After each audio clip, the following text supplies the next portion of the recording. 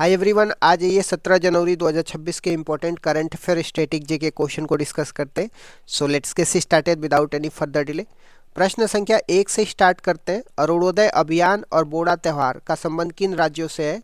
तो अरुणोदय अभियान का संबंध महाराष्ट्र सरकार द्वारा चलाया गया सिकल सेल अनीमिया की जांच के लिए है। बोड़ा त्यौहार हिमाचल प्रदेश की हट्टी जनजाति का 1 महीने का चलने वाला त्यौहार है। अब बात करते हैं सिकल सेल अनीमिया की। यह एक अनुवांशिक रक्त विकार है जिसमें आरबीसी का आकार हाशियाकार हो जाता है।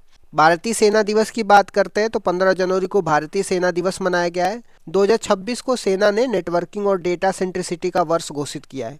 नेक्स्ट क्वेश्चन पे आ जाते हैं। केंद्र सरकार ने मवेशियों की किन नई सिंथेटिक नस्लों की पंजीकृत किया है? काइन फ्राई और वृंदावनी नस्लों को पंजीकृत किया है। ये अधिक दूध देने वाली गाय की नस्लें हैं, ये भी आपको ध्यान में रखना है। काइन फ्राई की बात करते हैं तो एनडीआरआई करनाल हरियाणा में तैयार हुई है। और वृंदावनी की बात करते हैं तो बरेली उत्तर प्रदेश में तैयार हुई है। अभिशान की बात करते हैं तो यह राजस्थान में तैयार की गई भेड़ की नस्ल है, तो ये भी आपको ध्यान में रखना है। नेक्स्ट क्वेश्चन पे आ जाते हैं। हाल ही में किस राज्य ने कोकबोरोक भाषा के लिए रोमन लिपि को स्वीकार करने की घोषणा करी है? तो त्रिपुरा के मुख्यमंत्री मणिक शाह ने रोमन लिपि को परीक्षाओं के सभी स्तरों में पेश करने की सहमति दी है। कोकबोरोक की बात करते हैं तो यह त्रिपुरा की बहुसंख्यक वक्ताओं द्वारा बोली जाने वाली मुख्य भाषा है। नेक्स्ट क्वेश्चन पे आ जाते हैं। डोनाल्ड ट्रंप ने गाजा क्षेत्र के लिए किस नए निकाय की घोषणा करी है? बोर्ड ऑफ पीस की घोषणा करी है, जिसको शांति बोर्ड बोला जाता है। युद्ध के बाद गाजा के दैनिक शासन प्रबंधन के लिए 15 सदस्यीय फिलिस्तीनी टेक्नोक्रेट समिति बनाई गई है। यह समिति शांति बोर्ड की देख रेख में काम करेगी, जिसका अध्यक्ष स्वयं डोनाल्ड ट्रंप करेंगे। गाजा पट्टी की बात करते हैं तो गाजा पट्टी की सीमा इजराइल और मिस्र से लगती है और यहाँ राफा मार्ग स्थित है, ये भी आपको ध्यान में रखना है। नेक्स्ट क्वेश्चन पे आ जाते हैं। हाल ही में किस नेता ने अपने नोबेल शांति पुरस्कार मेडल डोनाल्ड ट्रंप को भेंट किया है? वेनेजुला के विपक्ष की नेता मारिया कोरिना मचाडो ने शांति का नोबेल पुरस्कार डोनाल्ड ट्रंप को भेंट किया है। मारिया वेनेजुला में निकोलस मादुरो के विरोध में है और उन्हें उनकी स्वतंत्रता के प्रति प्रतिबद्धता के लिए यह पुरस्कार मिला है। नेक्स्ट क्वेश्चन आ जाते हैं। उपभोक्ता मूल्य सूचांक, जिसको सीपीआई बोलते हैं, और थोक मूल्य सूचांक, जिसको डब्ल्यूपीआई बोलते हैं, में मुख्य अंतर क्या है? डब्ल्यूपीआई थोक या बल्क स्तर पर मूल्य परिवर्तन मापता है, जबकि सीपीआई खुदरा स्तर पर मुद्रास्फीति को मापता है।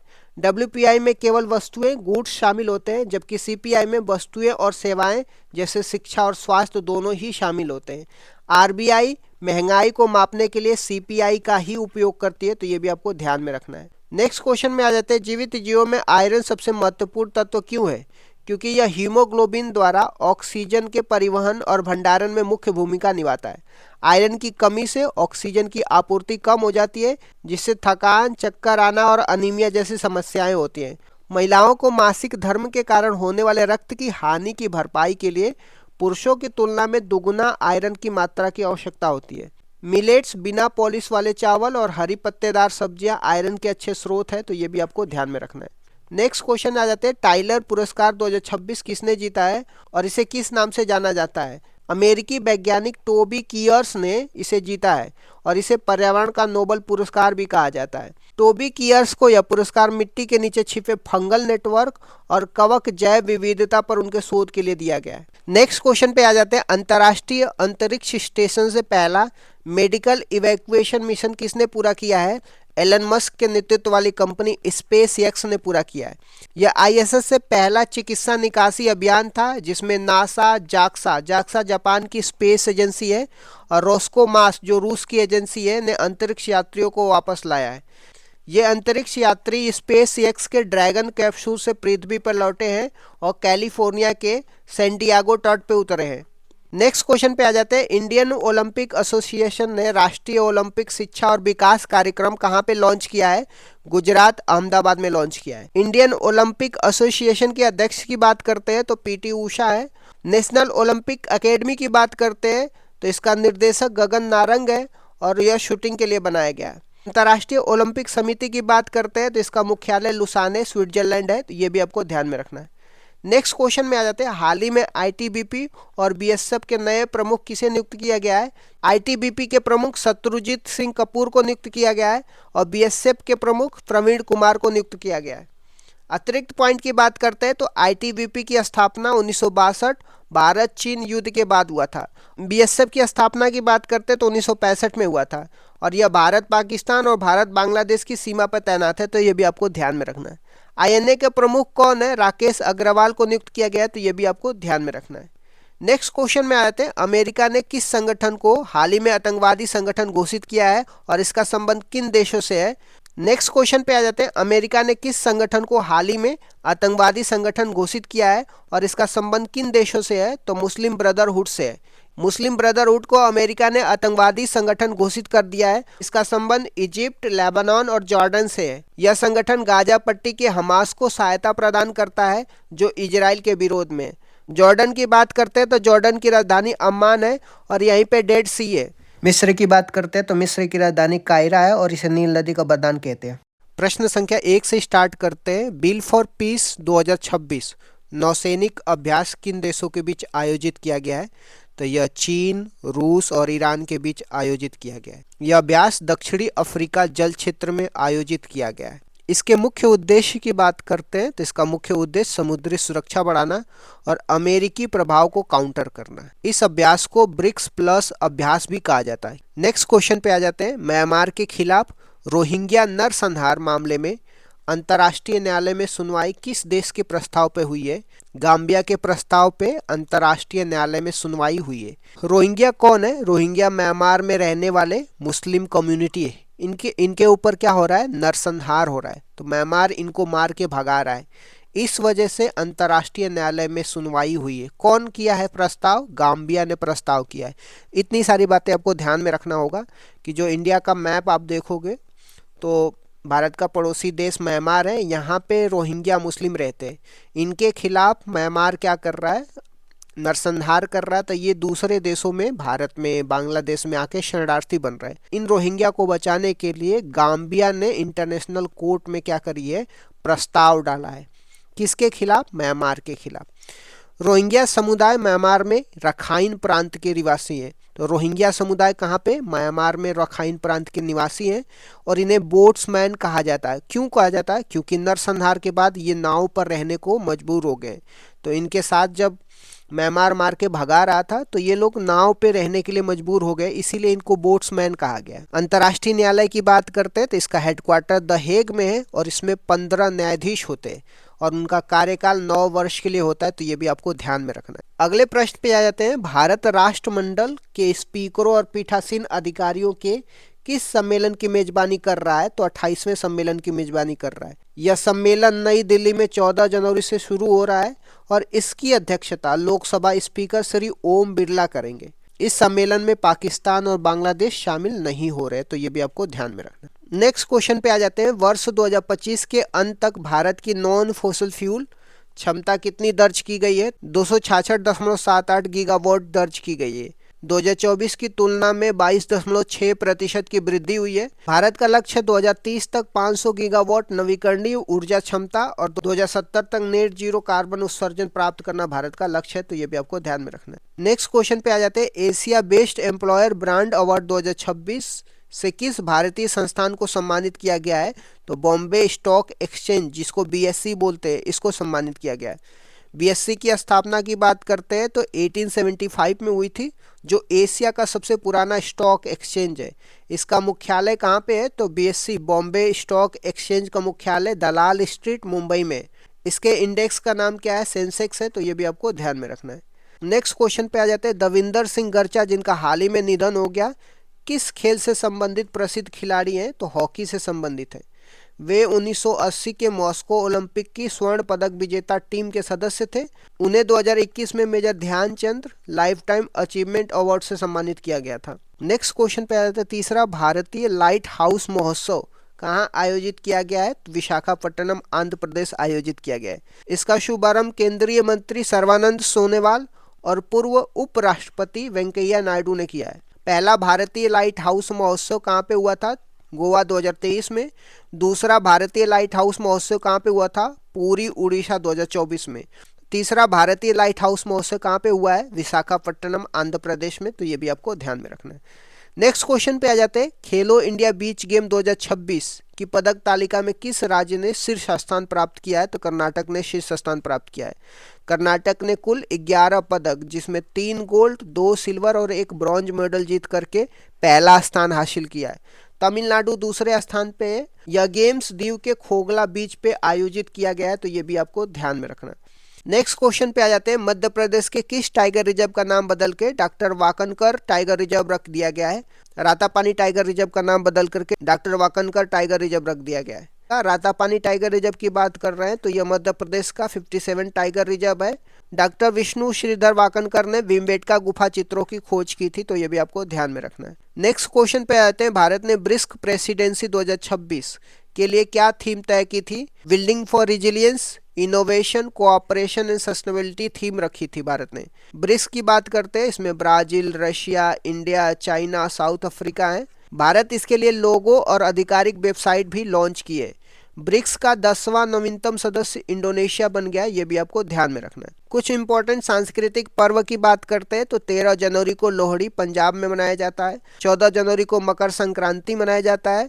पोंगल तमिलनाडु में मनाया जाता है। माघ बिहू असम में मनाया जाता है। उत्तरायणी गुजरात में मनाया जाता है। ये सब पर्व मनाए जाते हैं। ग्लोबल फाइनेंस अवार्ड किसे मिला है? तो स्टेट बैंक ऑफ इंडिया को मिला है। वर्ष 2025 के लिए विश्व का सर्वश्रेष्ठ उपभोक्ता बैंक नामित किया गया है। हॉकी खिलाड़ी पीआर श्रीजेश को कौन सा पद्म पुरस्कार मिला है? तो पद्म भूषण मिला। पद्मश्री 2025 पाने वाले खिलाड़ियों में कौन कौन शामिल थे? आर अश्विन जो क्रिकेट से रिलेटेड हैं, सत्यपाल सिंह एथलीट कोच हैं और आई एम विजयन फुटबॉल से रिलेटेड है। नेक्स्ट हम देखेंगे आरबीआई ने किस अधिनियम के अंतर्गत 4 सरकारी बैंकों का विलय मंजूरी कर दिया गया? बैंकिंग विनियम अधिनियम 1949 की धारा 44A के तहत। AIFF अवार्ड 2024-25 में सर्वश्रेष्ठ पुरुष खिलाड़ी कौन बने थे? तो सुभाष बोस बने थे, जो मोहन बागान के कप्तान थे। डिस्क थ्रो का नया विश्व रिकॉर्ड किसने बनाया है? तो मैकुलास एल्केना ने बनाया है, जो लिथुआनिया के रहने वाले। इन्होंने दूरी 75.56 मीटर फेंका था। नेक्स्ट हम देखेंगे ताइवान एथलेटिक्स ओपन 2025 में भारत ने कितने पदक जीते थे? तो कुल 16 पदक जीते थे, जिसमें 12 स्वर्ण है, 3 रजत है और 1 कांस्य पदक था। भारत पदक तालिका में प्रथम स्थान पे था। क्लाउड सीडिंग, ये कृत्रिम वर्षा किस उद्देश्य से शुरू की गई है? तो वायु प्रदूषण से निपटने के लिए। दिल्ली सरकार और आईआईटी कानपुर की मदद से ये किया गया है और राजस्थान में भी अगस्त 2025 में ड्रोन आधारित कृत्रिम वर्षा शुरू करने वाला पहला राज्य बन गया था। भारतीय साइबर अपराध समन्वय केंद्र I4C की राष्ट्रीय ब्रांड एम्बेसडर कौन बनी है? तो रश्मिका मंदाना बनी। NIIT फाउंडेशन के साइबर सुरक्षा जागरूकता अभियान के राजदूत कौन बने? तो विश्वनाथन आनंद बने। समर्पित GCC नीति लाने वाला पहला राज्य कौन बन गया है? तो मध्य प्रदेश बना है फरवरी 2025 में। महाराष्ट्र ने सितंबर 2025 में GCC नीति लागू करी है। प्रलय मिसाइल का सफल परीक्षण कब और कहां किया गया है? तो जुलाई के अंदर किया गया। APJ अब्दुल कलाम द्वीप उड़ीसा के अंदर और DRDO ने किया था। SCO की बैठक 2025 में भारत का प्रतिनिधित्व किसने किया है? तो अजित डोभाल ने किया था, राष्ट्रीय सुरक्षा सलाहकार हैं और बीजिंग चाइना में हुआ था। COP30 जलवायु सम्मेलन 2025 कहाँ आयोजित हुआ है? तो बेलम ब्राजील के अंदर हुआ है। अतिरिक्त बात देखेंगे UNFCCC के अंतर्गत आता है ये। नेक्स्ट हम देखेंगे पर्यावरण 2025 राष्ट्रीय सम्मेलन का उद्घाटन किसने किया है? तो द्रौपदी मुर्मू ने किया, स्थान नई दिल्ली में। मानव विकास सूचकांक HDI 2025 में भारत का स्थान क्या रहा? तो 130वां रहा। कितने देशों में? तो 193 देशों में। शीर्ष स्थान पे कौन था? तो आइलैंड था। बिहार विधानसभा चुनाव 2025 के बाद किसने सरकार बनाई है? तो नीतीश कुमार NDA गठबंधन के साथ 202 सीटें जीती हैं। संयुक्त सैन्य अभ्यास डेजर्ट साइक्लोन 2025 किन देशों के बीच हो रहा है? भारत संयुक्त अरब अमीरात के बीच हो रहा है। यह अभ्यास का दूसरा संस्करण है। इसकी आयोजन स्थल की बात कर रहे हैं तो अबू धाबी UAE में हो रहा है। टाइम पीरियड 18 से 30 दिसंबर 2025 तक होगा। उद्देश्य क्या है इसका? रेगिस्तानी परिस्थितियों में संयुक्त सैन्य क्षमता को बढ़ाना है। UAE की मुद्रा क्या है? दिरहम है, ये भी आपको ध्यान में रखना है। नेक्स्ट क्वेश्चन पे आ जाते हैं। PM मोदी किस देश का सर्वोच्च सम्मान द ग्रेट ऑनर निशान पाने वाले पहले विदेशी नेता बन गए तो इथोपिया देश के। पीएम मोदी पहले विदेशी नेता हैं जिन्हें यह सम्मान मिला है। और इथोपिया की राजधानी अदिस अबाबा है। अदिस अबाबा में अफ्रीका संघ का मुख्यालय है, तो ये भी आपको ध्यान में रखना है। पीएम मोदी की यात्रा 3 देशों में हो रहा है, जॉर्डन, इथोपिया और ओमान में। यह सम्मान भारत और अफ्रीका संबंधों को मजबूत करता है। नेक्स्ट क्वेश्चन पे आ जाते हैं। भारत का पहला योग आयुर्वेद क्लस्टर सेंटर किस विश्वविद्यालय ने बनाया है? तो पतंजलि विश्वविद्यालय हरिद्वार ने बनाया है। यह उपलब्धि ज्ञान भारतम मिशन के तहत मिली है। मिशन संस्कृति मंत्रालय द्वारा संचालित है और इसका उद्देश्य क्या है? पारंपरिक भारतीय ज्ञान का संरक्षण करना। इससे योग और आयुर्वेद को संस्थागत बढ़ावा मिलेगा। हरिद्वार की बात करते हैं तो हरिद्वार योग और अध्यात्म का प्रमुख केंद्र है। नेक्स्ट क्वेश्चन में आ जाते हैं। लोकसभा में पेश वीवीजी रामजी बिल 2025 का मुख्य उद्देश्य क्या है? 125 दिन रोजगार की गारंटी देना। यह बिल मनरेगा एक्ट 2025 को रिप्लेस करेगा। रोजगार की दिन की बात कर रहे हैं तो 100 दिन से 125 दिन तक बढ़ा दिया गया है। साप्ताहिक मजदूरी का भुगतान प्रावधान है और कुल फंड 95,000 करोड़ का है। ग्रामीण रोजगार सुरक्षा को मजबूत करना इसका लक्ष्य है। नेक्स्ट क्वेश्चन पे आ जाते हैं। ऑस्कर 2026 के लिए बेस्ट इंटरनेशनल फीचर फिल्म में कौन सी भारतीय फिल्म शॉर्टलिस्ट हुई है? होम बाउंड हुई है। इसके निर्देशक की बात कर रहे हैं तो नीरज घायवान है और यह टॉप 15 फिल्मों में शामिल हो गई है। 98वें ऑस्कर का आयोजन लॉस एंजल्स में हो रहा है। यह भारत की अंतर्राष्ट्रीय सिनेमा में पहचान है। सामाजिक विषयों पर आधारित फिल्म इसमें शामिल होती है। नेक्स्ट क्वेश्चन पे आ जाते हैं। पूर्णतः स्वदेशी माइक्रो प्रोसेसर ध्रुव 64 किसने विकसित किया है? सी डैक ने विकसित किया है। ध्रुव 64 64 बिट ड्यूल कोर प्रोसेसर है और इसकी फ्रीक्वेंसी की बात करते हैं, इसकी फ्रीक्वेंसी 1 गीगाहर्ट्ज है। आत्मनिर्भर भारत मिशन को यह बढ़ावा देगा। रक्षा और तकनीकी क्षेत्र में यह बहुत ही उपयोगी है। नेक्स्ट क्वेश्चन पे आ जाते हैं। भारतीय रेलवे के ब्रॉड गेज नेटवर्क का कितना प्रतिशत विद्युतीकरण हो चुका है? तो 99.2%। 2024-25 में 2701 रूट किलोमीटर विद्युतीकरण हो चुका है। 25 राज्य तथा केंद्र शासित प्रदेश पूरी तरह से विद्युतीकृत हो चुके हैं। इससे ईंधन की बचत होगी और प्रदूषण में कमी आएगी। ग्रीन रेलवे लक्ष्य की ओर भारत कदम बढ़ा रहा है। रेलवे की बात करते हैं तो यह दुनिया के सबसे बड़े रेल नेटवर्क में से एक है। नेक्स्ट क्वेश्चन पे आ जाते हैं। एसबीआई के नए मैनेजिंग डायरेक्टर कौन बने? तो रवि रंजन बने। इन्होंने विनय टोस का स्थान लिया है। और एसबीआई की बात करते हैं तो इसका राष्ट्रीयकरण 1955 में हुआ था। भारत का सबसे बड़ा सार्वजनिक बैंक एसबीआई है। यह वित्तीय स्थिरता में अहम भूमिका निभाता है। एसबीआई का मुख्यालय मुंबई में है, तो यह भी आपको ध्यान में रखना है। नेक्स्ट क्वेश्चन में आ जाते हैं। हानुका किस समुदाय का त्यौहार है? तो यहूदी समुदाय का त्यौहार है। इसे चाड़ुका भी कहा जाता है। इसका अर्थ क्या है? समर्पण या डेडिकेशन है। यह 8 दिनों तक मनाया जाता है। इसे रोशनी का पर्व या फेस्टिवल ऑफ लाइट भी कहते हैं। यहूदी धर्म का प्रमुख देश कौन सा है? इजराइल है, तो ये भी आपको ध्यान में रखना है। नेक्स्ट क्वेश्चन पे आ जाते हैं। आईपीएल इतिहास के सबसे महंगे विदेशी खिलाड़ी कौन बने हैं? तो कैमरून ग्रीन बने हैं। टीम की बात करते हैं तो यह कोलकाता नाइट राइडर्स में है। इनकी कीमत की बात करते हैं तो 25.20 करोड़ है। कैमरून ग्रीन ऑस्ट्रेलिया से आते हैं और इससे पहले मिचेल स्टार्क जो है सबसे महंगे खिलाड़ी थे। आईपीएल दुनिया की सबसे बड़ी T20 लीग है, तो ये भी आपको ध्यान में रखना है।